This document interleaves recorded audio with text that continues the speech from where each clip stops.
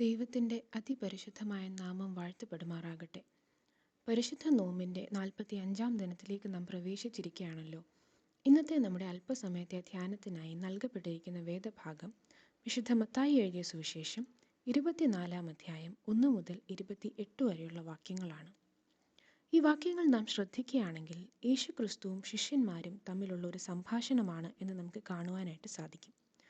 കുറച്ചുകൂടെ നാം ശ്രദ്ധിക്കുകയാണെങ്കിൽ യേശു തൻ്റെ ശിഷ്യന്മാരുമൊത്ത് ഒലിവുമലയിൽ ഇരിക്കുന്നതായിട്ട് നമുക്ക് മനസ്സിലാക്കാം.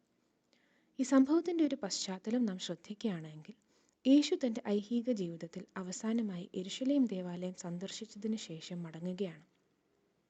കഴിഞ്ഞ ദിവസം നാം ശ്രദ്ധിച്ചതുപോലെ പൈതങ്ങളുടെ ഹോശാന പാട്ടുകളുടെയും കുരുത്തോലകളുടെയും അകമ്പടിയോടുകൂടെയുള്ള ദേവാലയ പ്രവേശനം, അതിനുശേഷം ദേവാലയത്തിലെ അശുദ്ധികൾക്കെതിരെ പ്രതികരിക്കുകയും പരീശന്മാർക്ക് താക്കീത് നൽകുകയും ചെയ്യുന്നതായിട്ട് നമുക്ക് കാണുവാനായിട്ട് കഴിയും.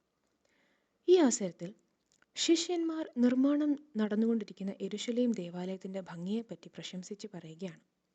അപ്പോഴാണ് ശിഷ്യന്മാരെ സ്തബ്ധരാക്കിക്കൊണ്ട് യേശു പറയുന്നത്, ഇതെല്ലാം കാണുന്നില്ലയോ? ഇടിഞ്ഞു പോകാതെ കല്ലിന്മേൽ കല്ല് ഇവിടെ ശേഷിക്കില്ല എന്ന് ഞാൻ സത്യമായിട്ട് നിങ്ങളോട് പറയുന്നു എന്ന് പറയുന്നത്. ദേവാലയത്തിൻ്റെ തണലിൽ നിന്നുള്ള യാത്ര പിന്നീട് എത്തി നിൽക്കുന്നത് ഒലിവുമലയിലാണ്. അവിടെയാണ് നമ്മുടെ ഈ വേദഭാഗം രൂപപ്പെടുന്നതായിട്ട് നമുക്ക് കാണുവാനായിട്ട് സാധിക്കുന്നത്. ഒലിവുമലയിലെത്തിയപ്പോൾ ആകാംക്ഷാപൂർണരായ ശിഷ്യന്മാർ യേശുവിനോട് ചോദിക്കുന്ന 3 ചോദ്യങ്ങളാണ്.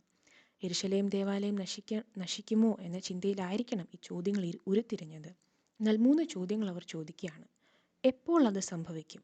നിന്റെ വരവിൻ്റെ അടയാളം എന്ത്? ലോകാവസാനത്തിൻ്റെ അടയാളം എന്ത്? ഒന്നാമത്തെ ചോദ്യം, എപ്പോൾ അത് സംഭവിക്കും?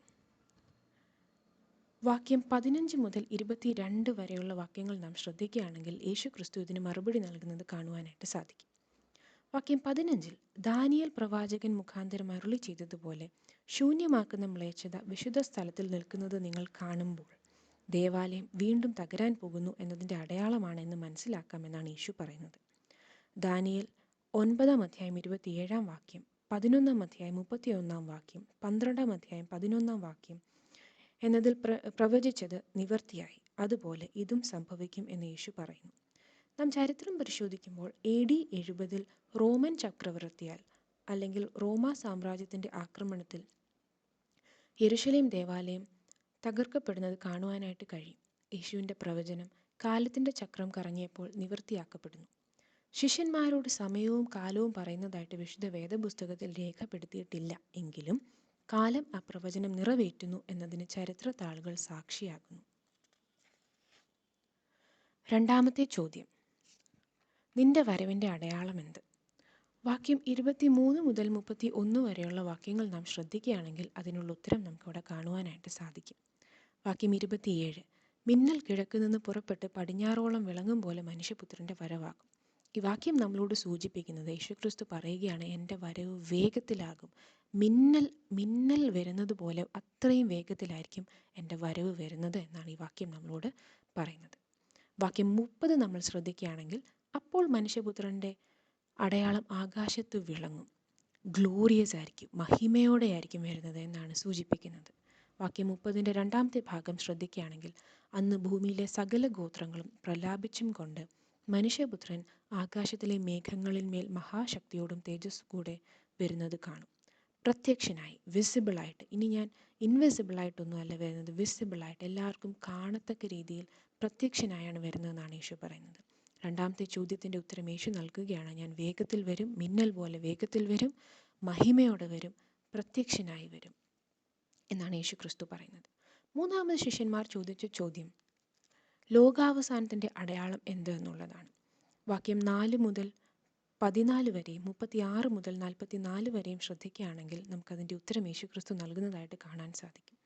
വാക്യം 14, രാജ്യത്തിൻ്റെ ഈ സുവിശേഷം സകല ജാതികൾക്കും സാക്ഷ്യമായി ഭൂലോകത്തിലൊക്കെയും പ്രസംഗിക്കപ്പെടും, അപ്പോൾ അവസാനം വരും. കുറേ സൂചനകൾ, കുറേ സൈൻസ് ആ വേദഭാഗത്തിൽ 4 മുതൽ നൽകുന്നുണ്ടെങ്കിലും 14-ാമത്തെ വാക്യത്തിൽ യേശു പറയുകയാണ്, സുവിശേഷം ലോകത്തെമ്പാടും പ്രസംഗിക്കപ്പെട്ട് കഴിയുമ്പോൾ അവസാനം എത്തും എന്ന് നമുക്ക് മനസ്സിലാക്കാം. Gospel will be preached world wide. തുടർന്ന് നമ്മൾ വായിക്കുമ്പോൾ 36-ാമത്തെ വാക്യം, ആ നാളും നാഴികയും സംബന്ധിച്ചോ എൻ്റെ പിതാവ് മാത്രമല്ലാതെ ആരും സ്വർഗത്തിലെ ദൂതന്മാരും പുത്രനും കൂടെ അറിയുന്നില്ല. Only the father knows. പുത്രനായ എനിക്ക് പോലും ആ നാളും നാഴികയെ സംബന്ധിച്ച് ഒരു വിവരവും അറിയില്ല എന്നാണ് യേശു ക്രിസ്തു നമ്മളോട് പറയുന്നത്. പിന്നീട് നമ്മൾ വാക്യം താഴേക്ക് വരികയാണെങ്കിൽ, അങ്ങനെ നിങ്ങൾ നനയ്ക്കാത്ത നാഴികയിൽ മനുഷ്യപുത്രൻ വരുന്നത് കൊണ്ട് നിങ്ങളും ഒരുങ്ങിയിരിപ്പിൻ. Time is uncertain, so be prepared. മൂന്നാമത്തെ ചോദ്യത്തിന് യേശുക്രിസ്തു നൽകുന്ന ഉത്തരം ലോകാവസാനത്തിൻ്റെ അടയാളങ്ങൾ പറയുന്നുണ്ട് 4 മുതലുള്ള താഴോട്ടുള്ള വാക്യങ്ങളിൽ. എന്നാൽ എപ്പോൾ വരും എന്നുള്ളത് പിതാവായ ദൈവത്തിൻ്റെ കയ്യിൽ മറഞ്ഞിരിക്കുന്ന സമയമാണ്. അത് നമുക്കത് അറിയുവാനായിട്ട് കഴിയില്ല. പുത്രനായ എനിക്ക് പോലും അറിയില്ല. അതുകൊണ്ട് നിങ്ങൾ ചെയ്യേണ്ടത് യു ബി പ്രിപ്പയർഡ് എന്നുള്ളതാണ്. ഈ ഒരു കോണ്ടെക്സ്റ്റിലാണ് 3 ചെറിയ ധ്യാനം നമ്മൾ ചിന്തിക്കാനായിട്ട് ആഗ്രഹിക്കുന്നത്. എങ്ങനെ നമുക്ക് നമ്മളെ തന്നെ ക്രിസ്തുവിൻ്റെ രണ്ടാം വരവിന് വേണ്ടി പ്രിപ്പയർ ചെയ്യാം എന്നുള്ളതാണ്. അവൻ വരുന്ന നാളും നാഴികയും നമ്മൾ അറിയില്ല. ഒരുങ്ങിയിരിക്കാം. എങ്ങനെ ഒരുങ്ങിയിരിക്കാം? 1, റിപ്പൻറ്റ് ഓഫ് അവർ സിൻസ്. അനുതാപം നമ്മളുടെ ജീവിതത്തിൽ ഉണ്ടാവണം. നമ്മുടെ പാപങ്ങൾ, മറഞ്ഞിരിക്കുന്ന പാപങ്ങളുണ്ടെങ്കിൽ ശുചിയാക്കണം. ഹിമം പോലെ അതിനെ വെടിപ്പാക്കണം. യേശുക്രിസ്തുവിൻ്റെ രക്തത്തിന് അത് കഴിയുമെന്ന് വേദപുസ്തകം നമ്മെ ഓർപ്പിക്കുന്നു. എന്തെങ്കിലും പാപം എവിടെയെങ്കിലും ഒളിഞ്ഞിരിക്കുന്ന അശുദ്ധി ഉണ്ടെങ്കിൽ അതിനെ കഴുകിക്കളയുക. അനുതാപത്തിൻ്റെ കണ്ണുനീരാൽ അതിനെ കഴുകിക്കളയുക എന്നാണ് ഒന്നാമതായിട്ട് നമുക്ക് ധ്യാനിക്കാനായിട്ട് കഴിയുന്നത്. രണ്ടാമതായിട്ട് ഈ വേദഭാഗം നമ്മളോട് പറയുന്നു, follow the mind of Christ or be like Jesus. യേശുക്രിസ്തുവിൻ്റെ പോലെയാകാൻ നമുക്ക് കഴിയുമോ? യേശുക്രിസ്തു ആകാൻ നമുക്ക് കഴിയില്ല. പക്ഷേ യേശുക്രിസ്തു ചിന്തിക്കുന്നത് പോലെ ചിന്തിക്കാനും, യേശുക്രിസ്തു പ്രവർത്തിക്കുന്ന പോലെ പ്രവർത്തിക്കാനും, യേശുക്രിസ്തു നിൽക്കുന്നിടത്ത് നിൽക്കാനും, യേശുക്രിസ്തു നിൽക്കാത്തടത്ത് നിൽക്കാതിരിക്കാനും, ക്രിസ്തുവിനൊപ്പം സഞ്ചരിക്കാൻ, ക്രിസ്തുവിൻ്റെ മനസ്സിനോട് ചേർന്ന് സഞ്ചരിക്കാൻ നമുക്ക് കഴിയുമോ? അങ്ങനെ കഴിയുന്നുണ്ടെങ്കിൽ നമ്മൾ നമ്മളെ തന്നെ ക്രിസ്തുവിൻ്റെ രണ്ടാം വരവിനായി ഒരുക്കുന്നു എന്ന് നമുക്ക് മനസ്സിലാക്കാനായിട്ട് സാധിക്കും. മൂന്നാമതായിട്ട് നമ്മളോട് ഈ വേദഭാഗം പറയുന്നു, preach the gospel or the good news to others. നമ്മളുടെ കയ്യിൽ കിട്ടിയിരിക്കുന്ന രക്ഷയുടെ സമ്മാനം നമ്മളുടെ കയ്യിൽ മാത്രം ഒതുക്കി വയ്ക്കാനുള്ളതല്ല. നമ്മളുടെ കയ്യിൽ കിട്ടിയിരിക്കുന്ന സന്തോഷം മറ്റുള്ളവരുമായിട്ട് പങ്കുവയ്ക്കാനും കൂടിയുള്ളതാണ്. രക്ഷയുടെ സന്തോഷം മറ്റുള്ളവരിലേക്ക് പകർന്നു കൊടുക്കാൻ നമുക്ക് കഴിയണം. 3 കാര്യങ്ങളാണ് ഈ വേദഭാഗത്തെ ആസ്പദമാക്കി നമ്മൾ ചിന്തിക്കാനായിട്ട് ആഗ്രഹിച്ചത്. നമ്മളെ തന്നെ ക്രിസ്തുവിൻ്റെ രണ്ടാമത്തെ വരവിനായിട്ട് എങ്ങനെ ഒരുക്കാം? 1, repent of our sins. 2, follow the mind of Christ or be like Jesus. 3, preach the gospel to others. ഈ ഒരു ധ്യാനം നമ്മളുടെ ജീവിതത്തിൽ ഈ നോമ്പ് കാലത്ത് അർത്ഥവത്താകട്ടെ. ക്രിസ്തുവിൻ്റെ രണ്ടാമത്തെ വരവിനായിട്ട് ഒരുങ്ങുവാൻ ദൈവം നമ്മെ എല്ലാവരെയും സഹായിക്കട്ടെ എന്ന് പ്രാർത്ഥിക്കുന്നു, ആശംസിക്കുന്നു. ദൈവം നമ്മെ എല്ലാവരെയും അനുഗ്രഹിക്കട്ടെ.